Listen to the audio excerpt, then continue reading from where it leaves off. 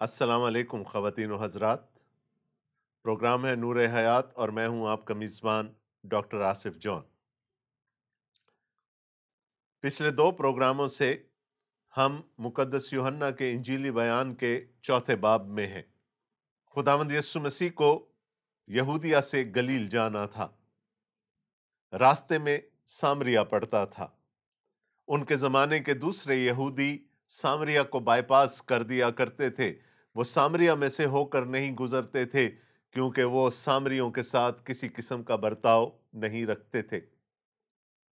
خداوند یسوع مسیح اپنے شاگردوں کو لے کر سامریا میں سے ہو گزرے کیونکہ ان کو معلوم تھا کہ ان کو ایک خاتون کو اور اس خاتون کے وسیلے سے اس کے پورے گاؤں کو خدا کی نجات میں شامل کرنا ہے۔ میں نے آپ کو بتایا تھا کہ سامری قوم یہودیوں کی دھتکاری ہوئی قوم تھی۔ وہ ان کو غیر قوم کہتے تھے، جبکہ یہ عورت جس کا ہمیں اس باب میں ذکر ملتا ہے سامریوں میں سے دھتکاری ہوئی عورت ہے، یعنی دھتکارے ہوئے لوگوں میں سے ایک دھتکاری ہوئی عورت، اور اس کی وجہ شاید اس کا کردار تھا۔ یسوع مسیح مکالمہ شروع کرتے ہیں اس عورت کے ساتھ اس کنویں پر جو سخار کے گاؤں کے قریب تھا۔ یہاں پر دوستو ہمیں 2 متوازی ٹریک چلتے ہوئے نظر آتے ہیں۔ ایک ٹریک خداوند یسوع مسیح کا ٹریک ہے۔ وہ اس عورت کو خدا کی بادشاہی میں شامل کرنا چاہتے ہیں، اس کو خدا کی نجات میں لانا چاہتے ہیں۔ انہوں نے روایات کی پرواہ نہیں کی، اس عورت سے بات کرنے میں پہل کی، اس سے پانی مانگا۔ جیسے ہی بات چیت شروع ہوئی، انہوں نے اس عورت کو خدا کی بخشش سے آگاہ کر دیا۔ اس کے بعد یہ بہت ضروری ہے کہ جس شخص کو ہم خداوند تک لانا چاہ رہے ہیں، خدا کی بادشاہی تک لانا چاہ رہے ہیں، اس پر اس کے گناہوں کو آشکارا کیا جائے تاکہ وہ اپنے گناہوں کی معافی مانگ لے۔ ابھی تک کی کہانی میں ہم نے یہی دیکھا، یسوع نے بات شروع کی، اس عورت کو خدا کی بخشش تک لے کر گئے اور پھر اس کے گناہ کو لا کر اس کے سامنے رکھ دیا۔ جو دوسرا ٹریک ہے وہ اس عورت کا ٹریک ہے۔ پہلے وہ خداوند یسوع مسیح کو ایک عام یہودی مرد گردانتی ہے۔ اس کے بعد جب بات چیت آگے بڑھتی ہے تو وہ خداوند یسوع مسیح کو عزت کا درجہ دینے پر مجبور ہو جاتی ہے۔ وہ ان کو خداوند کہہ کر، سر کہہ کر، جناب کہہ کر مخاطب کرتی ہے۔ اس کے بعد جب خداوند یسوع مسیح اس پر یہ عقدہ کھولتے ہیں کہ ان کو معلوم ہے کہ وہ 5 شوہر کر چکی ہے اور جس کے پاس وہ اب ہے وہ اس کا شوہر نہیں، تو وہ خداوند یسوع مسیح کو نبی مان لیتی ہے۔ وہ خداوند یسوع مسیح کے عرفان میں، ان کے مکاشفہ میں آگے بڑھتی چلی جا رہی ہے، پڑاؤ در پڑاؤ۔ عام یہودی مرد، جناب، اور اب نبی۔ لیکن یہ کیوں ہوا؟ کیوں اس عورت نے خداوند یسوع مسیح کو نبی کہا؟ وہ صرف اس لیے تھا کہ اس کی زندگی کی وہ حقیقت جس سے کہ بہت زیادہ لوگ واقف نہیں تھے، اور ایک یہودی ہوتے ہوئے، غیر سامری ہوتے ہوئے اس سے خداوند یسوع مسیح آگاہ تھے، تو اس نے جانا کہ ایسا غیب کا علم تو نبی ہی رکھ سکتے ہیں۔ لیکن یہاں پر ایک اور بات کرنا نہایت ضروری ہے۔ 5 شوہر، وہ 5 شوہر کر چکی ہیں، اور جس کے پاس اب ہے وہ اس کا شوہر نہیں ہے۔ یہ تو اس عورت کا جسمانی گناہ ہے، اور جسمانی گناہ معاف کر دیے جاتے ہیں۔ خدا نے داؤد کی زناکاری سے پہلو تہی کی، اور پھر ہم اس عورت سے بھی واقف ہیں جو عین فعل میں زنا کے وقت پکڑی گئی تھی، اور خداوند یسوع مسیح نے اس کو معاف کر دیا۔ جسمانی گناہ معاف ہو سکتے ہیں، جسمانی زناکاری، حرام کاری معاف ہو سکتی ہے، لیکن روحانی حرام کاری کبھی معاف نہیں ہوتی۔ خداوند یسوع مسیح اس کے جسمانی گناہ کی طرف تو اشارہ کر ہی رہے ہیں، لیکن اس کے ساتھ ساتھ سامری قوم کے روحانی گناہ، روحانی حرام کاری کی طرف بھی اشارہ کر رہے ہیں۔ پچھلے سے پچھلے پروگرام میں جب میں سامریوں سے آپ کا تعارف کروا رہا تھا تو میں نے آپ کو بتایا تھا کہ شلمنیسر نے جو شاہ اسور تھا، جب 722 قبل از مسیح میں اسور پر حملہ کیا تو اس نے بہت سارے یہودیوں کو مروا دیا۔ جو زندہ بچ گئے ان میں سے کچھ کو سامریہ میں چھوڑا اور باقیوں کو اپنی سلطنت کے دوسرے صوبوں میں آباد کر دیا، اور دوسرے صوبوں سے 5 قوموں کو لے کر وہ سامریہ میں آباد کرتا ہوا ہمیں نظر آتا ہے۔ آپ کو وہ حوالہ یاد ہوگا، اور میں نے آپ کو بتایا تھا کہ شلمنیسر نے 5 قوموں کو لا کر سامریہ میں آباد کیا۔ ان قوموں میں بابلی تھے، کوتی تھے، حماتی تھے، اوائی تھے اور سفروئی تھے۔ میں نے آپ کو یہ بھی بتایا تھا کہ یہ قومیں اپنے اپنے معبودوں کو، اپنے اپنے بتوں کو لے کر سامریہ میں آ گئیں اور ان کو اونچے مقاموں میں، مندروں میں رکھا۔ جب وہ یہودیوں سے مخلوط ہو گئے اور سامری قوم وجود میں آئی تو سامری ایک طرف تو یہوہ کو، اسرائیل کے خدا کو یعقوب کے ساتھ ناطے کے وسیلے سے مانتے رہے، اس کی عبادت کرتے رہے، لیکن اس کے ساتھ ساتھ وہ ان 5 قوموں کے بتوں کی، ان 5 قوموں کے معبودوں کی بھی پرستش کرتے رہے۔ اور میں نے آپ کو پہلے کہا تھا کہ خدا کو شریک پسند نہیں ہے، خدا کو روحانی حرام کاری، روحانی زناکاری پسند نہیں ہے۔ خداوند یسوع مسیح کیا کہہ رہے ہیں اس عورت کو؟ تو 5 شوہر کر چکی ہے۔ جسمانی طور پر ہاں تو نے ایسا ضرور کیا ہوگا، لیکن من حیث القوم بھی تم لوگ، سامری لوگ، 5 معبودوں کے سامنے ماتھا ٹیک چکے ہو، اپنے لیے 5 دیوتا قائم کر چکے ہو۔ یسوع نے کہا تو 5 شوہر کر چکی ہے۔ شوہر کے لیے جو دوسرا لفظ، جو فارسی کا لفظ ہم استعمال کرتے ہیں اپنی روزمرہ کی زبان میں، وہ ہے خاوند، اور خاوند خداوند سے نکلا ہے۔ بائبل مقدس ہمیں بتاتی ہے کہ سارہ جو ابراہم کی زوجہ تھیں، وہ اپنے شوہر کو خداوند کہہ کر بلاتی تھی۔ یسوع اس عورت کو کیا کہنا چاہ رہے ہیں؟ سامری قوم نے 5 شوہر کر لیے، 5 خاوند کر لیے، 5 خداوند کر لیے، ان کے سامنے ماتھا ٹیکتے رہے۔ اور اے عورت، ابھی تو جس کے پاس کھڑی ہے اس کو تو نے ابھی تک اپنا خداوند نہیں مانا، اس کو تو پہلے ایک عام یہودی مرد سمجھتی رہی، پھر مجھے تو نے جناب کہہ کر مخاطب کیا، اور اب تو نبی کے درجے تک پہنچی ہے جبکہ میں خداوند ہوں۔ جسمانی طور پر وہ 5 شوہر کر چکی تھی، اور جس کے پاس اب تھی وہ اس کا شوہر نہیں تھا۔ روحانی طور پر سامری قوم 5 بتوں کے سامنے ماتھا ٹیک چکی تھی، اور سامری قوم کا نمائندہ ہوتے ہوئے یہ سامری عورت جس کے پاس ابھی کھڑی تھی، یعنی خداوند یسوع مسیح کے پاس، ان کو وہ اب تک خداوند نہیں مانتی تھی۔ میں دوبارہ اپنی بات دہرا رہا ہوں، جسمانی گناہ معاف ہو جاتا ہے لیکن روحانی گناہ معاف نہیں ہوتا۔ جسمانی حرام کاری تو معاف ہو جائے گی، روحانی حرام کاری معاف نہیں ہوگی۔ سامری قوم 5 دیوتاؤں کے سامنے، 5 معبودوں کے سامنے ماتھا ٹیکتی رہی تھی اور ٹیک رہی تھی، اور خداوند یسوع مسیح نے اس عورت کو یہ کہا کہ تمہارا سب سے بڑا گناہ یہ ہے کہ جس کو خداوند ماننا چاہیے اس کو خداوند نہیں مانتے، اور دوسرے خداوندوں کے سامنے، دوسرے خاوندوں کے سامنے، دوسرے شوہروں کے سامنے ماتھا ٹیک رہے ہیں۔ جب خداوند یسوع مسیح یہ بات کر چکے تو وہ خداوند یسوع مسیح میں پہچان کے تیسرے پڑاؤ تک پہنچ گئے، اور وہ پڑاؤ تھا نبی کا۔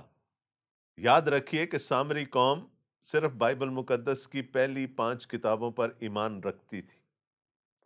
وہ یعقوب کو اپنا باپ مانتے تھے، اور موسیٰ کے بعد وہ کسی اور نبی پر ایمان نہیں رکھتے تھے، نہ ہی کسی نبی پر، نہ ہی اس خدا کے کلام پر جو ان نبیوں کے وسیلہ سے انسانوں تک پہنچا۔ ہاں، ایک نبی کا وہ انتظار کر رہے تھے، اور وہ نبی وہ ہے جس کا ذکر استثنا کی کتاب کے 18ویں باب میں کیا گیا ہے۔ وہاں پر موسیٰ اپنے جیسے ایک نبی کا ذکر کرتا ہے، جس کو خداوند خدا بنی اسرائیل قوم ہی میں سے اٹھائے گا۔ سامری اپنی زبان میں اس نبی کو تاہب کہہ کر بلاتے تھے اور اس نبی کا انتظار کر رہے تھے، اور یہاں جب وہ سامری عورت یسوع مسیح کو نبی کہہ کر مخاطب کرتی ہے تو اس کے ذہن میں وہ تاہب تھا، وہ موسیٰ جیسا نبی جو کہ بعد میں آنے والا تھا، وہ ہے۔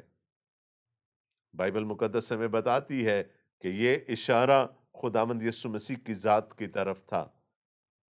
تو اب وہ نبی تک تو پہنچ گئی، اب نبی سے آگے بڑھنے کی کوشش کر رہی ہے۔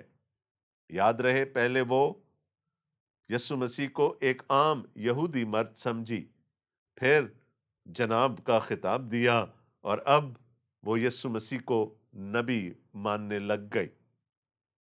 خداوند یسوع مسیح نے اس کی زندگی کی ایک حقیقت، ایک گناہ اس کے سامنے بیان کر دیا تھا۔ اب وہ چاہتی تھی کہ اس گناہ کی طرف سے توجہ ہٹ جائے۔ وہ کہتی ہے کہ اگر تو نبی ہے تو پھر وہ بڑا مسئلہ بھی حل کر دے، یعنی وہ بڑا مسئلہ جو کہ ہمارے اور یہودیوں کے درمیان صدیوں سے چلا آ رہا ہے، اور وہ مسئلہ عبادت کا ہے۔ ہم لوگ کوہ گرزیم پر اسی خدا کی عبادت کرتے ہیں جس کی تم یہودی یروشلم میں ہیکل میں عبادت کرتے ہو۔ اب ذرا یہ بتا دیں کہ کس جگہ پر عبادت کرنی چاہیے۔ میں آپ پر نبی کے طور پر ایمان تو لے آئی ہوں، تو پھر یہ بتا دیں کہ میں عبادت کرنے کہاں جاؤں، اس زندہ خدا کی عبادت کرنے کہاں جاؤں؟ کوہ گرزیم پر جاؤں جہاں پر خدا نے اپنے آپ کو یعقوب پر ظاہر کیا، یا پھر میں یروشلم جا کر ہیکل میں عبادت کروں اور وہاں تو مجھے کوئی گھسنے بھی نہیں دے گا؟ جو دوسرا ٹریک، متوازی ٹریک، خداوند یسوع مسیح کا ٹریک اس کہانی میں چل رہا ہے، اس میں خداوند یسوع مسیح نے سب سے پہلے پہل کی۔ اس کے بعد انہوں نے اس عورت کو خدا کی بخشش سے متعارف کروایا۔ اس کے بعد اس کا گناہ اس کے سامنے رکھ دیا، اور اب اس کے عبادت کے طریقے کو چیلنج کرنے جا رہے ہیں۔ خداوند یسوع مسیح کے جواب پر غور کیجیے۔ یسوع نے اس سے کہا، اے عورت، میری بات کا یقین کر کہ وہ وقت آتا ہے کہ تم نہ تو اس پہاڑ پر باپ کی پرستش کرو گے اور نہ یروشلم میں۔ تم جسے نہیں جانتے اس کی پرستش کرتے ہو، ہم جسے جانتے ہیں اس کی پرستش کرتے ہیں، کیونکہ نجات یہودیوں میں سے ہے۔ مگر وہ وقت آتا ہے، بلکہ اب بھی ہے، کہ سچے پرستار باپ کی پرستش روح اور سچائی سے کریں گے، کیونکہ باپ اپنے لیے ایسے ہی پرستار ڈھونڈتا ہے۔ خدا روح ہے، اور ضرور ہے کہ اس کے پرستار روح اور سچائی سے پرستش کریں۔ پہلی بات، عبادت کے لیے کسی جگہ کی قید نہیں ہے۔ سچی عبادت، سچی عبادت جہاں بھی کی جائے گی وہ خداوند کی نظروں میں مقبول ٹھہرے گی۔ عبادت کے لیے کوئی ایک جگہ دوسرے سے بہتر نہیں ہے۔ یہاں پر میں ایک اور نقطہ بیان کرنا چاہتا ہوں۔ ان آیات کو بڑی احتیاط سے برتنے کی ضرورت ہے، کیونکہ یہاں بار بار ایک لفظ آ رہا ہے، پرستش۔ اور میں اور آپ آج کے دور میں پرستش کو صرف گانا بجانا سمجھتے ہیں، جبکہ جو یونانی متن ہے، جو اصل لفظ ہے، وہ ہے عبادت۔ عبادت پرستش سے کہیں زیادہ بڑی ہوتی ہے، اور چونکہ ہم اس کو بڑے محدود معنی میں لیتے ہیں، گانے بجانے کے معنی میں لیتے ہیں، اس لیے ہم نے پرستاروں کی ایک فوج، ظفر موج اکٹھی کر لی ہے، جو یہ سمجھتے ہیں کہ جو کام وہ کر رہے ہیں صرف وہی عبادت ہے۔ یہاں پر عبادت کی بات ہو رہی ہے، یہاں پر بندگی کی بات ہو رہی ہے، یہاں پر خدا مانتے ہوئے کسی کے سامنے ماتھا ٹیکنے کی، کسی کے سامنے اپنی خودی کو قربان کرنے کی بات ہو رہی ہے۔ اور خداوند یسوع مسیح نے کہا کہ اب جگہ کی کوئی قید نہیں رہے گی، وہ وقت آ گیا ہے، وہ وقت آ رہا ہے جبکہ یروشلم سے نکل کر خدا کی عبادت پوری دنیا میں پھیل جائے گی۔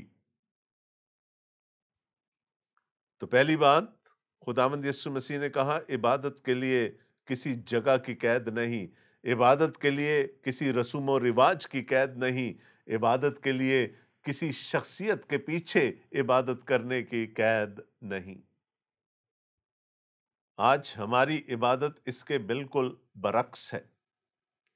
ہم سمجھتے ہیں کہ ایک خاص گرجا گھر میں ہی خدا کی حقیقی عبادت ہوتی ہے، ایک خاص خادم ہی حقیقی خدا کی عبادت کروا سکتا ہے، اور عبادت کا ایک خاص طریقہ کار، عبادت کی ایک خاص لٹرجی ہی کو اگر سامنے رکھا جائے تو عبادت ہو سکتی ہے۔ یسوع مسیح نے ہمیں ان تمام پابندیوں سے، ان تمام قیود سے آزاد کر دیا۔